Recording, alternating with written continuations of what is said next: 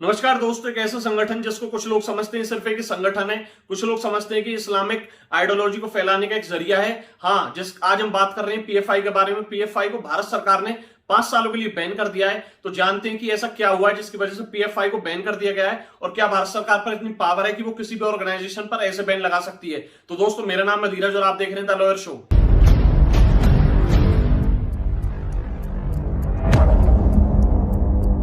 अब पीएफआई यानी कि पॉपुलर फ्रंट ऑफ इंडिया, जिसकी फॉर्मेशन हुई थी 22 नवंबर 2006 को। अब पीएफआई के जो चेयरमैन है वो है अब्दुल रहमान।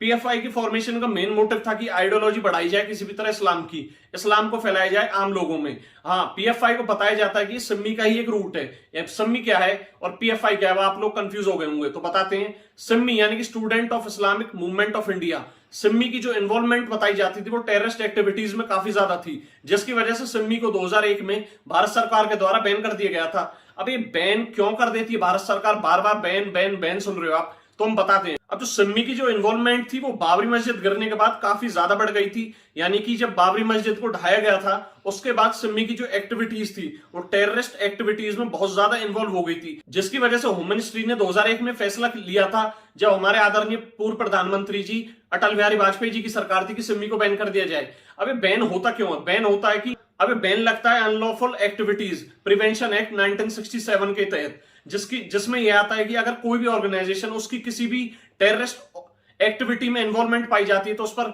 भारत सरकार को पूरा आके बैन लगाने का। अब पीएफआई के साथ भी सेम यही हो रहा है। जब से वो 2006 में बनी है, जब से लेकर और अब तक पीएफआई की काफी ज्यादा इन्वॉल्वमेंट्स तो मिली है टेररिस्ट और उस एक्टिविटीज में। डायरेक्टली तो नहीं, लेकिन इनडायरेक्टली एक्टिविटीज में उसकी इन्वॉल्वमेंट शो हुई है, जिसकी वजह से हमारे गृह मंत्री अमित शाह जी ने बिल्कुल कड़ा फैसला लिया है कि पीएफआई पर भी बैन लगा दिया जाए अगले 5 साल के लिए। उसकी सारी फंडिंग रोक दी जाएगी, उसके जितने भी मेंबर्स उनको ब्लैक लिस्टेड कर दिया जाएगा, इस ग्रुप को भी ब्लैक लिस्टेड कर दिया जाएगा, इनके जितने भी बैंक अकाउंट्स उन सबको फ्रीज कर दिया जाएगा। अब इस बैन से फायदा क्या होता है? अगर किसी भी ऑर्गेनाइजेशन पर सरकार बैन लगाती है तो उसके सारे एसेट्स को रोक दिया जाता है, वो बिल्कुल बेकार हो जाते हैं, जिसकी वजह से उनकी अगर फंडिंग रुक जाएगी भी, उनके आगे के जो भी प्लान्स होते हैं वो सारी प्रोसीडिंग्स पे बैन बिल्कुल ब्रेक लग जाता है। हाँ, अगर पैसा ही नहीं होगा तो वो जितने भी उनके प्लान है वो कैसे उनको इंप्लीमेंट कर पाएंगे? अब भारत सरकार ने कड़ा फैसला लिया तो है। इंटेलिजेंस की कुछ रिपोर्ट ऐसी आ रही थी कि पीएफआई लगातार इन्वॉल्व हो रही है टेररिस्ट एक्टिविटीज में।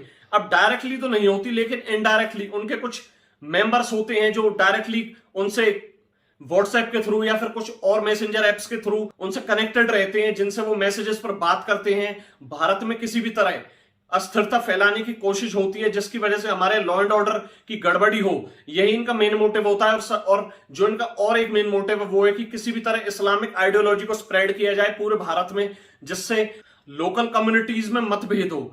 अब दोस्तों, भारत सरकार ने फैसला लिया है। अब आप कमेंट में जाकर बताइए कि क्या ये सही है, गलत है। हाँ, कुछ लोगों की आइडियोलॉजी हो सकता है पीएफआई के सपोर्ट में हो, कुछ लोग इसके खिलाफ भी होंगे। और रही बात हमारी पॉलिटिक्स के, बीजेपी के लोग तो इसे गलत बताएंगे, कांग्रेस के लोग इसे कुछ सही बता रहे हैं, कुछ अनदर पार्टीज है, स्टेट पार्टीज, वो भी इसे बेकार बता रही भैया आपने बैन क्यों किया, आरएसएस को भी बैन कीजिए। कमेंट में जाकर आप बताएं कि बैन सही है, गलत है। ये थी मेरी वीडियो पीएफआई के ऊपर। अगर आपको वीडियो अच्छी लगी तो लाइक करें, चैनल को सब्सक्राइब करें, और हाँ, इस वीडियो को ज्यादा से ज्यादा शेयर करें, जिससे सबको ये पता चल सके कि ये जितने भी ऐसी ऑर्गेनाइजेशंस बनती हैं उनका मेन मोटिव होता क्या है। तब तक के लिए स्टे ट्यून्ड।